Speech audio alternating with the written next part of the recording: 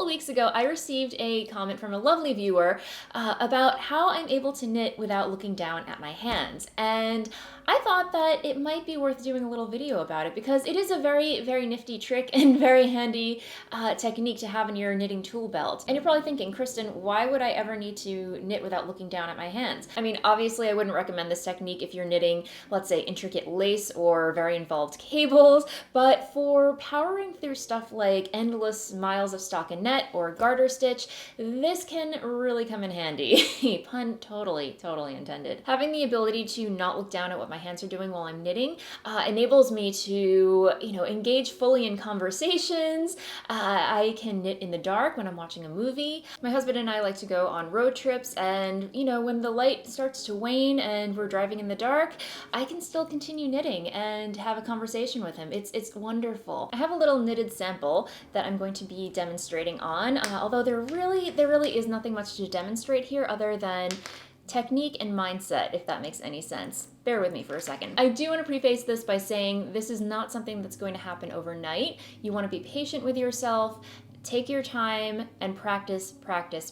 Regardless whether you are a continental knitter or English style knitter, whatever kind of knitter you are, this will work. But again, it will take practice. So the first step is to actually slow things down, and I mean really slow things down. And look at your hands. Literally look at your hands, look at the needles, and notice, what are they doing? How is the yarn moving through your hands? How are the needles moving in your hands? Be very, very mindful of how everything is working and moving together in tandem. It's very, very zen. And after a few minutes of just focusing on the visuals of what's actually happening in your hands, the mechanics of it all, shift your focus to the feeling. Feel how the needles feel in your hands. Feel how the yarn glides through your fingers. Break each movement down into little tiny steps. Focus on how one single stitch moves and feels.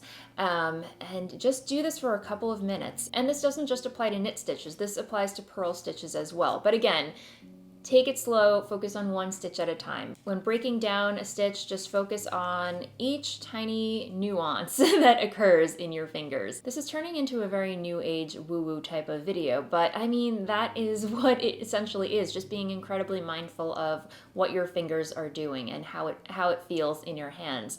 And the more cognizant you are of all these elements, the more you will start to build the muscle memory, and you'll find with much practice, you won't need to look down at what's happening in your hands as often. When it comes to breaking down a single stitch, just work through it, be it in your head or out loud. When I knit, I notice that obviously I hold the yarn in my right hand, and I have my yarn threaded twice around my index finger and once over this finger right here. And then I insert my right needle into the next stitch. I wrap the yarn around the needle and pull it through and, speed things up, and notice how each finger is working to knit a stitch.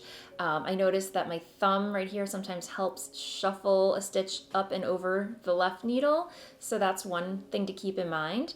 And then when I realize that I need to shuffle some of these stitches up closer to the tip of the needle, it's helpful to realize, how my hands move when that happens. And then turn it into a game. After a couple of minutes of practicing this mindfulness, look up from your knitting and see if you can execute a stitch without looking down at your hands. And, just keep doing this, looking down, how you knit, taking note, and then looking up and trying to make a stitch. And then looking down, knitting a couple stitches, looking up, trying to make a stitch, look down, and yeah, just keep doing this for a couple of minutes each day. And there you have it. Those are my tips and tricks for teaching yourself how to knit without looking down at your hands. I hope you found this helpful. Again, be patient with yourself. This isn't something that happens overnight. You have to practice every single day, a little bit, just a couple of minutes a day. Soon you'll be cranking out all the projects while binging your favorite Netflix movies or films. I hope you found this video helpful. Thank you so much as always for hanging out with me. If you're new here, welcome. I highly encourage that you like and subscribe down below. I put out videos for your viewing pleasure every week.